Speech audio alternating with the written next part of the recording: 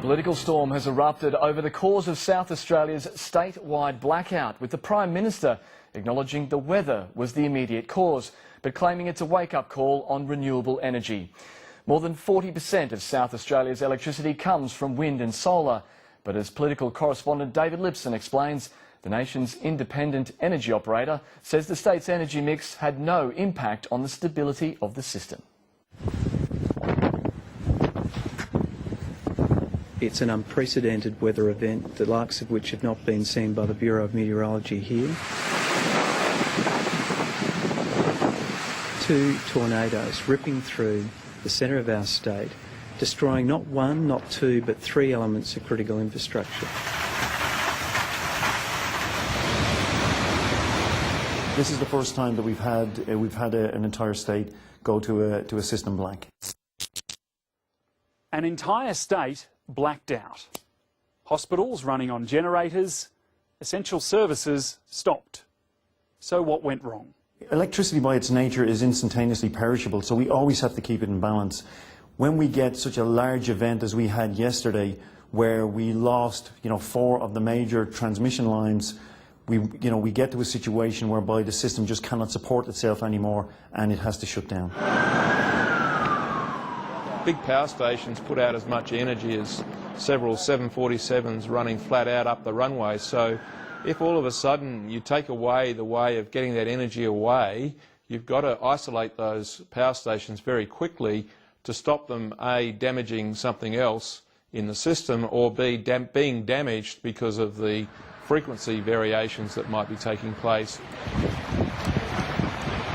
But even before the superstorm subsided, the Prime Minister kicked off another, describing it as a wake-up call on renewable energy. I regret to say that a number of the state Labor governments have, over the years, set priorities and renewable targets that are extremely aggressive, extremely unrealistic, and have paid little or no attention to energy security. The fact that 20 transmission towers were blown down by almost cyclonic winds is not due to a renewable energy target, it's due to the weather. South Australia currently generates 41% of its power from renewables, mostly wind. But did the renewable mix have anything to do with the blackout? The nation's independent energy operator says no. The generation mix had no impact on the stability of the system. It would have made no difference if the generation that was knocked off was gas-fired or coal-fired. It was a transmission failure, not a generation failure. Yesterday, when the system tripped, there was almost 1,000 megawatts of wind power going into the system. And could another catastrophic collapse be prevented in the future? No one can gold-plate a transmission network so much that it is infallible to every outcome. I'm not sure that you can ever prevent total blackout, but I'm sure that following this event, very well qualified technical people will be looking at this and thinking, how can we provide greater assurance going forward? In a state which already pays some of the highest electricity costs in the world, solutions won't come cheap.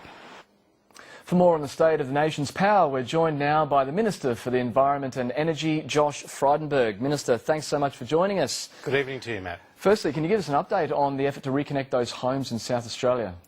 Well, I've spoken to the head of the Australian Energy Market Operator this evening, and he tells me that 95% of South Australian households have had their power reconnected. There are some 25,000 households who don't have their power connected. Obviously, this has done enormous damage to businesses across the state. Many people were trapped in elevators. There was chaos on the roads. People were having candlelit vigils at home in the dark. This was completely unacceptable and a pretty terrible event for the people of South Australia. Why is wind power copping the blame if it didn't have a role in this blackout? Well, there is, firstly, the point to say is why did this occur? And the reason why it occurred was because of this extreme weather event, the worst such storm in South Australia in half a century, and it knocked over some transmission towers. There was a lightning strike in a power station, and the interconnectors between Victoria and South Australia set themselves off. in order to protect the property and people around it.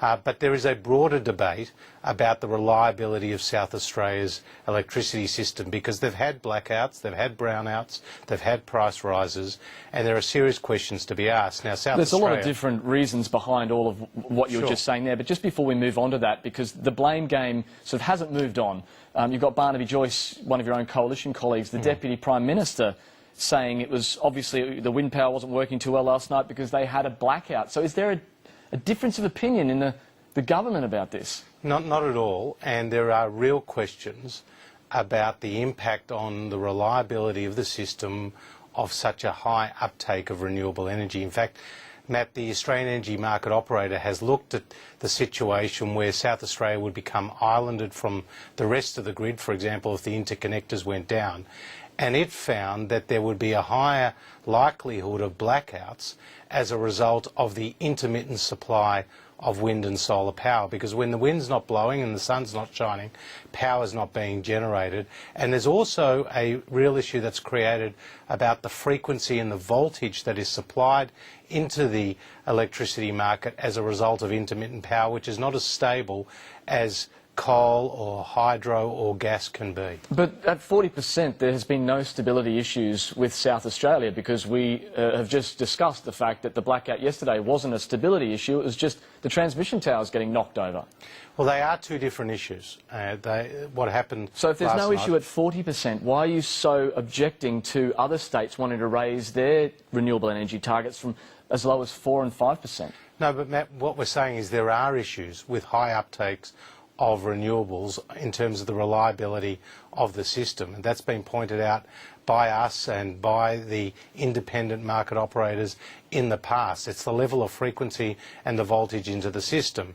Now, what the Prime Minister and I have been talking about when it comes to the state-based renewable energy targets is that they are very unrealistic.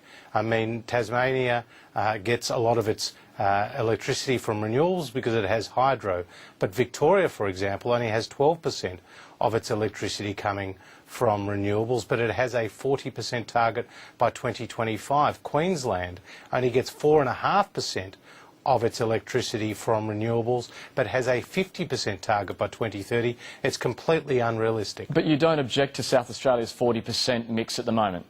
Well, there are challenges that are being created by South Australia's 41% mix of renewables, but these are questions that will be asked as a result of an appropriate post-mortem, which will look into not just what happened in South Australia in the last 24 hours, but also broader questions about the stability of the national electricity market as a whole. Because South Australia obviously increased over the past decade or so from where Queensland and New South Wales are to where it is now with no stability issues.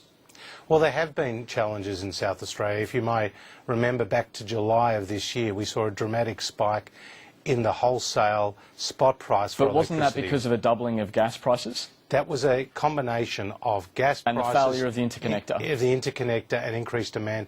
But the intermittency, that is wind and solar, was also a factor in that. So it would seem that it's an issue to be managed, not to be avoided.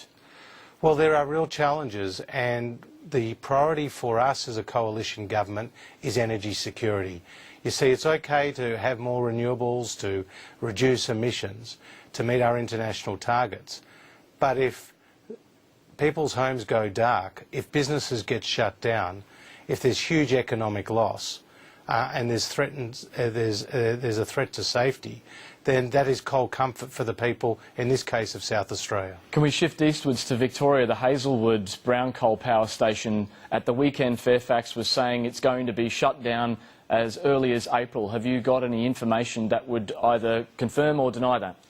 Well, obviously we've seen the speculation about Hazelwood, and we've had no final or formal decision. There are two major owners of Hazelwood. There's the French company Engie, which has about 75% of the stock, and there's a Japanese company, Mitsui, which has the remainder. They'll make a commercial decision about the future of Hazelwood. The plant's over 50 years old.